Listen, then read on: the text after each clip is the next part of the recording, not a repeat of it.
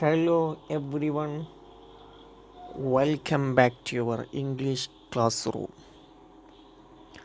How is everything going on? All good? Right? Okay, come on. Let's take the positive side of everything. Dear children, let's now read the story The Snake and the Mirror by Vaikom Muhammad Bashir. Do you know him? He is known as Bepur Sultan. Let's take a look at profile Vaikom Muhammad Bashir.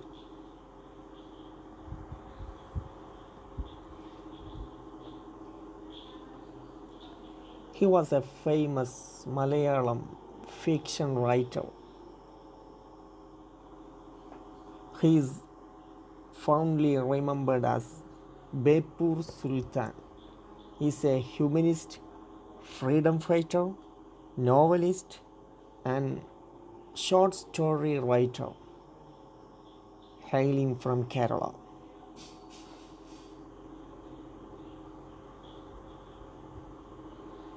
He is noted for his disarmingly down to earth style of writing that made him equally popular among literary critics as well as the common man.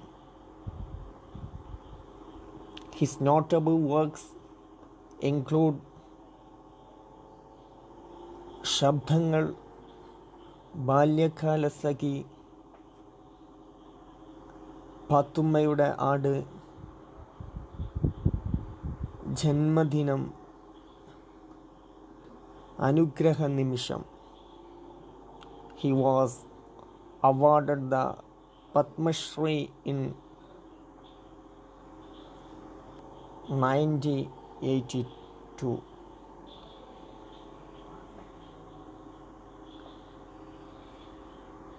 The Snake and the Mirror. The Snake and the Mirror. Whoa, what a combination! But what is the snake got to do with the mirror? And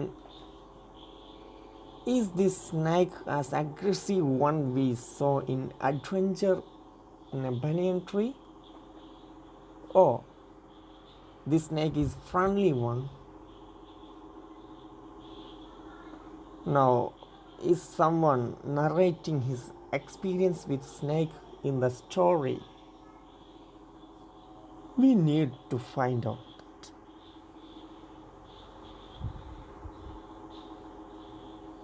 Let me ask him some questions. Has a snake ever coiled itself round any part of your body? A full-blooded cobra? What would that experience be? Let's take a look at the textbook. Let's read The Snake and the Mirror. പാമ്പും കണ്ണാടിയും. Has a snake ever coiled itself round any part of your body? ഒരു പാമ്പ് എപ്പോഴെങ്കിലും നിങ്ങളുടെ ശരീരത്തിൻ്റെ ഏതെങ്കിലും ഭാഗത്ത് ചുറ്റിയിട്ടുണ്ടോ? A full blooded cobra, ഒരു ഉഷീരൻ മൂർഖനായാലോ? All of us fell silent, എല്ലാവരും നിശബ്ദരായി. The question came from the homeopath.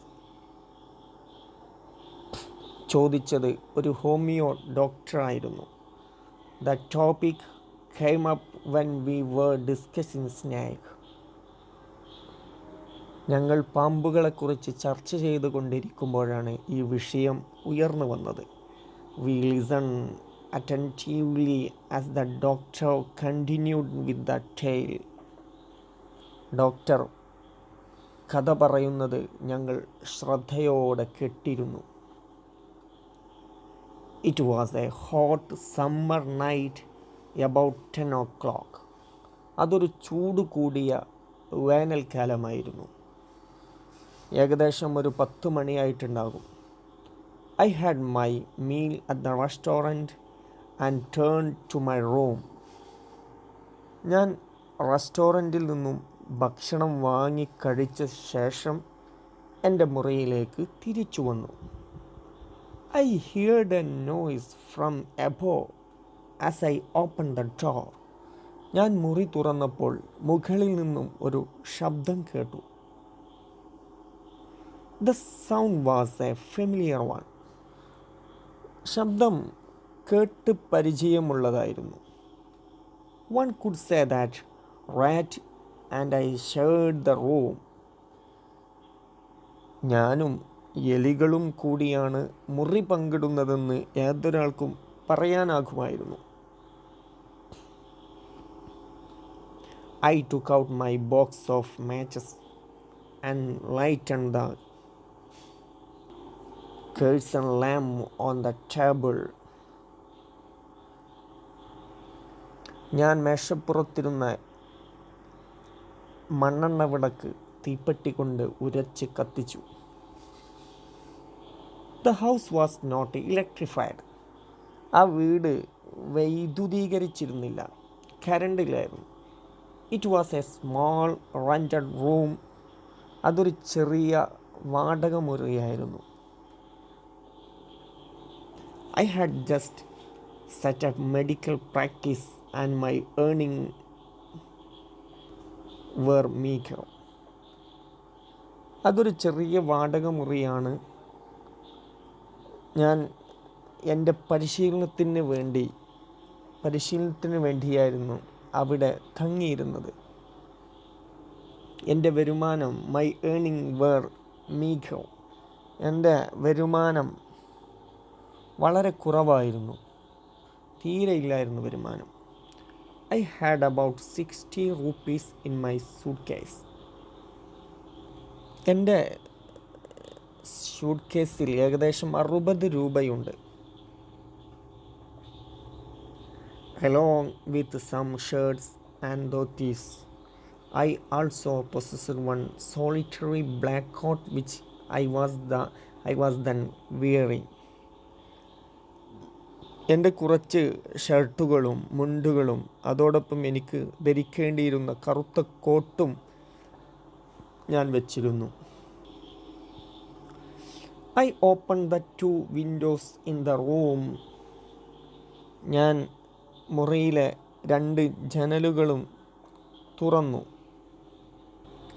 It was an outer room with one wall facing the open yard. അകത്തു നിന്നും പെട്ടെന്ന് മുറ്റത്തേക്ക് ഇറങ്ങാൻ പറ്റുന്ന വിധം ഒറ്റ ഭിത്തി മാത്രമുള്ള ഒരു മുറിയായിരുന്നു അത്. It had a tiled roof with long supporting cables that rested on the beam over the wall. അത് ഒരു ഓടിട്ട മേൽക്കൂരയായിരുന്നു. മേൽക്കൂരയെ താങ്ങി ത്രികോണ മുഖത്തലപ്പ്. ക്യാബിൾസ് മീൻസ് ത്രികോണ മുഖത്തലപ്പിനാണ് ക്യാബിൾസ് എന്ന് പറയുന്നത്. That rested on the beam over the wall. ഭിത്തിക്ക് മുകളിൽ ഉത്തരം നിന്നിരുന്നു.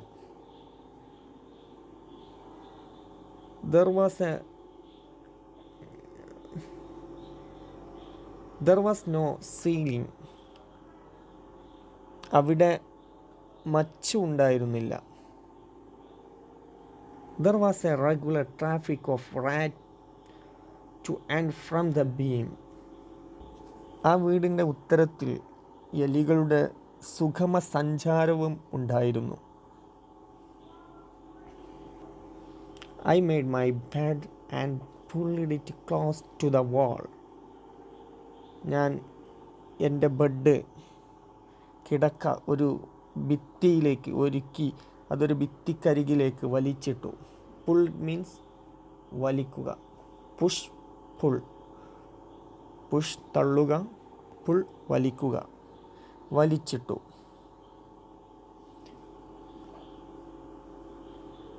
എന്നിട്ട് ഐ ലേ ഡൗൺ. ഞാൻ കിടന്നു. But I could not sleep. പക്ഷെ എനിക്ക് ഉറങ്ങാൻ കഴിഞ്ഞില്ല. I got up and went out to the veranda for a little air. ഞാൻ എഴുന്നേറ്റ് ഇത്തിരി കാറ്റ് കിട്ടാനായി വരാന്തയിലേക്ക് പോയി. പക്ഷേ but the wind god seem to have taken time off. പക്ഷേ അവിടെ കാറ്റുണ്ടായിരുന്നില്ല.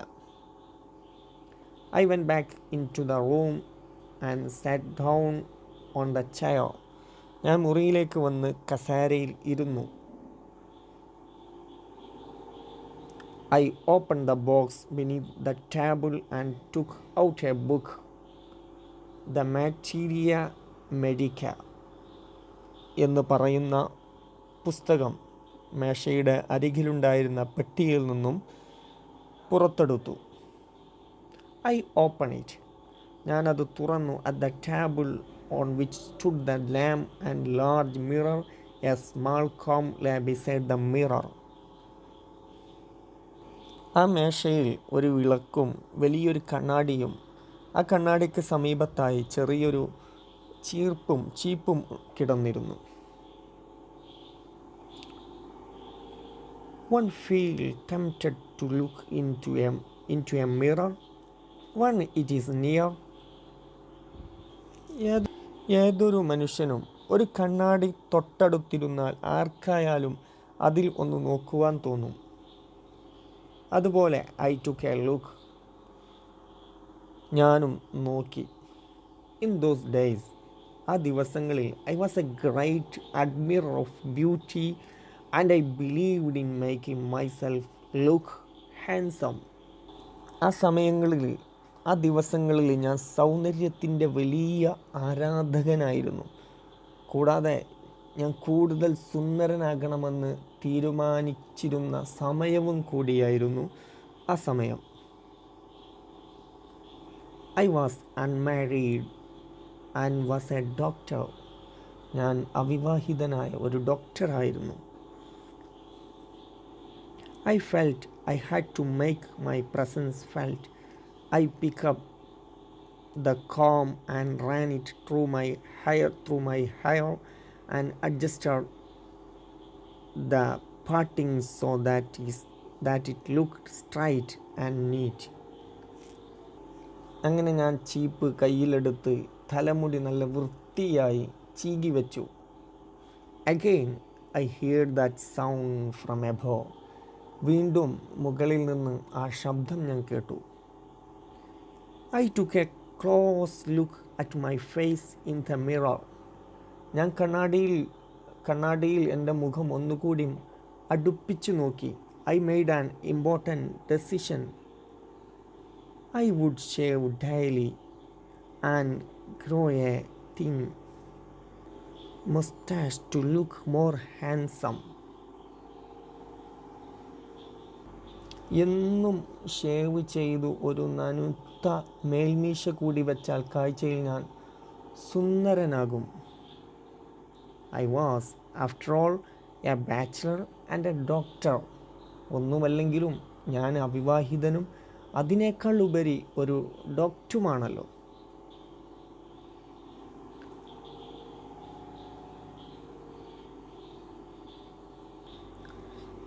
I looked into the mirror and smiled.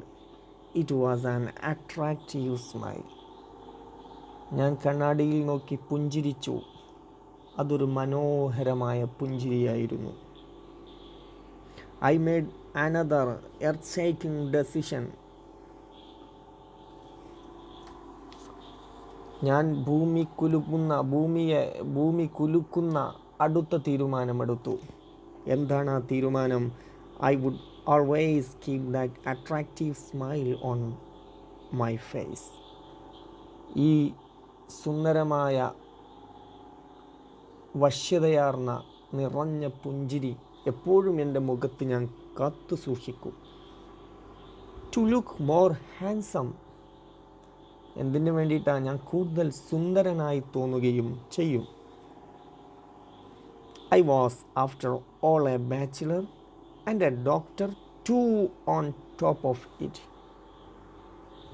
ഞാൻ അവിവാഹിതനും അതിനേക്കാൾ ഉപരി ഒരു ഡോക്ടറുമാണല്ലോ. Again come that noise from above. വീണ്ടും ആ ശബ്ദം മുകളിൽ നിന്നും കേട്ടു. I got up, light a beedi and passed up and down the room. ആ ശബ്ദം വീണ്ടും കേട്ടു. ഞാൻ എഴുന്നേറ്റ് ഒരു ബീഡി കത്തിച്ച് മുറിയിൽ അങ്ങോട്ടും ഇങ്ങോട്ടും ഉലാത്തിക്കൊണ്ടിരുന്നു.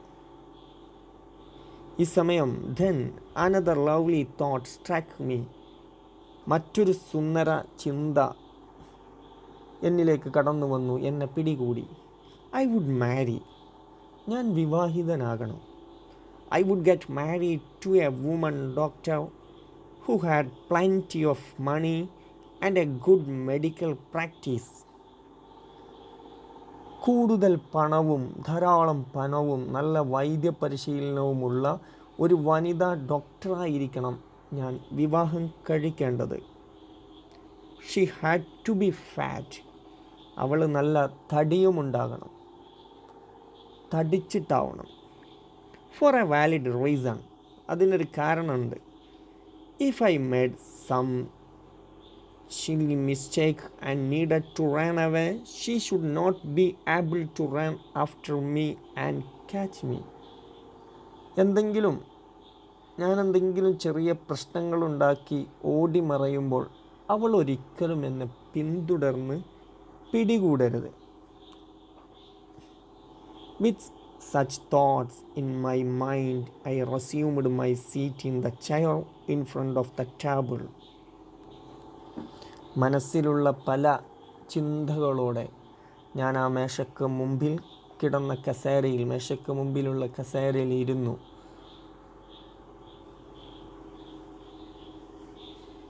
There were no more sounds from above. മുകളിൽ നിന്ന് കൂടുതൽ ശബ്ദങ്ങളൊന്നും കേട്ടതുമില്ല. Suddenly there came a dull thud as if a rubber tube had fallen to the ground. പെട്ടെന്ന് ഒരു റബ്ബർ ട്യൂബ് തറയിൽ വന്നടിക്കുന്നത് പോലെയുള്ള അഗാധമായ ശബ്ദം കേട്ടു. Surely nothing to worry about. തീർച്ചയായും ഒന്നും പേടിക്കാനുണ്ടാവില്ല. Even so, I thought I would turn around and take a look. അങ്ങനെ ചിന്തിച്ചുകൊണ്ട് ഞാൻ ചുറ്റുഭാഗത്തുമൊന്ന് നോക്കി. No sooner had I turned than a fat snake wriggled over the back of the chair and landed on my shoulder. ഞാൻ തിരിഞ്ഞതിനോടൊപ്പം ഒരു തടിച്ച പാമ്പ് എൻ്റെ കസേരയ്ക്ക് പുറകിലൂടെ പുളഞ്ഞു നീങ്ങി ചുമലിൽ വന്നിരുന്നു. The snake landing on me and my turning were simultaneous. ഞാൻ തിരിഞ്ഞതും പാമ്പ് എൻ്റെ ചുമലിൽ വന്നിരുന്നതും ഒരേ സമയത്തായിരുന്നു. Simultaneous mean ഒരേ സമയം, രണ്ടും ഒരേ സമയത്തായിരുന്നു. I didn't jump, I didn't tremble, I didn't cry out. എനിക്ക് അനങ്ങാൻ പറ്റിയില്ല, വിറച്ചില്ല, കരഞ്ഞതുമില്ല. There was no time to do any such a thing. അങ്ങനെയൊന്നും ചെയ്യാനുള്ള സമയം ഇല്ലായിരുന്നു. The snake slithered along my shoulder and coiled around my left arm above the elbow. പാമ്പ് എൻ്റെ ചുമലിൽ കൂടി ഇഴഞ്ഞ് കൈമുട്ടിന് മുകളിലായി ചുറ്റി. The hood was spread out and its head was hardly 3 or 4 inches from my face. പാമ്പ് പത്തി വിരിച്ചു. അതിൻ്റെ തലയും എൻ്റെ തലയും തമ്മിൽ ഏകദേശം 3-4 ഇഞ്ചിൻ്റെ അകലം മാത്രമേ ഉണ്ടായിരുന്നുള്ളൂ. I would not be correct to say merely that I sat there holding my breath. ഞാൻ ശ്വാസം പിടിച്ചവിടെ ഇരുന്നു. I was turned to stone. ഒരു കല്ലായി മാറി. But my mind was very active. പക്ഷെ എൻ്റെ മനസ്സ് വളരെ ആക്റ്റീവായിരുന്നു, വളരെ പ്രവർത്തന നിരതമായിരുന്നു. The door opened into the darkness. വാതിൽ ഇരുട്ടിലേക്ക് തുറന്നു കിടക്കുന്നു. The room was filled with darkness. ആ വിളക്കിൻ്റെ ആ വാതിൽ ഇരുട്ടിലേക്ക് തുറന്നു കിടക്കുന്നു. ആ റൂമിലാകെ ഇരുട്ട് പരന്നിരിക്കുന്നു. In the light of the lamp, I sat there like a stone image in the flesh. ആ വിളക്കിൻ്റെ വെളിച്ചത്തിൽ മാംസമുള്ള ഒരു പ്രതിമയായി ഞാനിരുന്നു. I felt then the great presence of Creator of this world and this universe. അപ്പോൾ ഈ ലോകത്തിൻ്റെയും പ്രപഞ്ചത്തിൻ്റെയും സൃഷ്ടാവിൻ്റെ വലിയ സാന്നിധ്യം അവിടെ ഞാൻ അറിഞ്ഞു. God was there. ദൈവം അവിടെയുണ്ടായിരുന്നു. Suppose I said something and he did not like it. ഞാൻ എന്തെങ്കിലും പറഞ്ഞത് അദ്ദേഹത്തിന് ഇഷ്ടപ്പെട്ടിട്ടുണ്ടാവില്ല. I tried in my imagination to write in bright letters outside my little heart the word "Oh God." ഞാൻ എൻ്റെ ചെറിയ ഹൃദയത്തിൽ വലിയ അക്ഷരത്തിൽ "ഓ എൻ്റെ ദൈവമേ" എന്നെഴുതാൻ ശ്രമിച്ചു. There was some pain in my left arm. എൻ്റെ ഇടതു കൈയിൽ വേദന അനുഭവപ്പെടാൻ തുടങ്ങി. It was as if a thick leaden rod, or rod made of melted fire, was slowly but powerfully crushing my arm. The arm was beginning to be drained of all strength. എൻ്റെ ഇടതു കൈയിൽ വേദന അനുഭവപ്പെടാൻ തുടങ്ങിയിരുന്നു. അതൊരു ഈയം കൊണ്ടുള്ള ദണ്ട് പോലെ അല്ല, തീയിൽ ഉരുക്കിയെടുത്ത വടി പോലെ പതുക്കെ പതുക്കെ എൻ്റെ കൈ ഞെരിച്ചു കൊണ്ടിരുന്നു. What could I do? ഞാനെന്ത് ചെയ്യും? ഇങ്ങനെ ആ മനുഷ്യൻ, പാമ്പും മനുഷ്യനും തമ്മിൽ 4 ഇഞ്ചിൻ്റെ വ്യത്യാസത്തിൽ ഇങ്ങനെ നിൽക്കുകയാണ്. ഓക്കെ, നമുക്ക് ഇവിടെ നമ്മുടെ പാഠം വൈൻഡ് അപ്പ് ചെയ്യാം. ബാക്കി ഇനി അടുത്ത ക്ലാസ്സിൽ എടുക്കാം. അപ്പോൾ നിങ്ങൾ ചെയ്യേണ്ട കാര്യങ്ങൾ, കിട്ടാത്ത വാക്കുകളൊക്കെ കൃത്യമായി എഴുതി വെച്ച് പഠിക്കുക. എല്ലാ വാക്കുകളും എല്ലാവരും പഠിക്കണം. ഒരൊറ്റ വാക്കും പഠിക്കാതെ പോകരുത്. ഒരു പാഠം നമ്മൾ കഴിഞ്ഞു അല്ലേ? Adventure in A banian tree എന്ന പാഠം. ആ പാഠത്തിലുള്ള ചെറിയ വർക്കുകൾ, 1-2 വർക്കുകൾ തരാം. ഒന്നാമത്തെ work, revisit the story and complete the story tree. എന്തൊക്കെയാണ് ഇവിടെ ഉള്ളത്? ക്യാരക്ടേഴ്സ് എഴുതാനുണ്ട്. ക്യാരക്ടർ അത് ഫുള്ളാക്കുക. അതുപോലെ മെയിൻ ഇവൻറ്റ്സ്, പ്രധാന സംഭവങ്ങൾ എന്തെല്ലാം ഉണ്ട്? The boy's friendship with the squirrel, അണ്ണാനുമായിട്ടുള്ള കുട്ടിയുടെ ഫ്രണ്ട്ഷിപ്പ്, അതുപോലെ പ്രധാന സംഭവങ്ങൾ എഴുതുക. അതുപോലെ അതിൻ്റെ സെറ്റിങ്സ്, പശ്ചാത്തലം എഴുതുക. ഇത് ഒരു വർക്ക്. രണ്ടാമത്തെ വർക്ക്, ലെറ്റർ. ഈ ലെറ്റർ എഴുതാൻ നിങ്ങൾ അവനെ സഹായിക്കുക. ഓക്കെ, 2 ആക്ടിവിറ്റിയാണ് ചെയ്യാനുള്ളത്. ഇത് എഴുതാനുള്ള ആക്ടിവിറ്റിയാണ്. ഇനി ഒരു ആക്ടിവിറ്റി കൂടിയുണ്ട്. ഇനി പറയാനുള്ള ആക്ടിവിറ്റിയാണ്. ഇപ്പോൾ എഴുതാനുള്ള ആക്ടിവിറ്റി തന്നു. ഇനി പറയാനുള്ളത് എന്താ? ആക്ടിവിറ്റി 4. ഈ ആക്ടിവിറ്റി വായിച്ചിട്ട് ഇതിലെ ചോദ്യം എന്താണ് എന്ന് എനിക്ക് റെക്കോർഡ് ചെയ്ത്, ചോദ്യം അർത്ഥം വെച്ച് റെക്കോർഡ് ചെയ്ത് വിട്ടു തരാം. ഓക്കെ, ആക്ടിവിറ്റി 4 എന്താ ചെയ്യേണ്ടത് മനസ്സിലായില്ലേ? ചോദ്യം വായിക്കാം, അത് അർത്ഥം വെച്ച് തരാം, ആ ചോദ്യം എന്താ ചെയ്യേണ്ടത് എന്നും എനിക്ക് റെക്കോർഡ് ചെയ്ത് വിട്ടു തരാം. ആക്ടിവിറ്റി 4 അതുപോലെ ചെയ്യണം. ആക്ടിവിറ്റി 5 അതുപോലെ ചെയ്യണം. ആക്ടിവിറ്റി 6 അതുപോലെ ചെയ്യണം. ചോദ്യം എന്താണ് എന്ന് വായിക്കുക. കിട്ടാത്ത വാക്കുകൾ ഡിക്ഷണറി നോക്കാം. എന്നോട് ചോദിക്കണമെങ്കിൽ എന്നോട് ചോദിക്കാം. കിട്ടാത്ത വാക്കുകൾ കണ്ടെത്തിയിട്ട് ആ ചോദ്യം എന്താണ് എന്ന് മനസ്സിലാക്കിയിട്ട് അത് വായിച്ച് അർത്ഥം വെച്ച് തരിക. ഉത്തരം എഴുതണ്ട, വായിച്ച് അർത്ഥം വെച്ച് തന്നാൽ മതി. ഓക്കെ. അപ്പോൾ ഈ 2 വർക്കുകളാണ് കഴിഞ്ഞ പാഠത്തിൽ നിങ്ങൾക്ക് ചെയ്യാനുള്ളത്. അത് കൃത്യമായി ചെയ്ത് വിട്ടു തരിക. Okay, let's wind up. Good bye.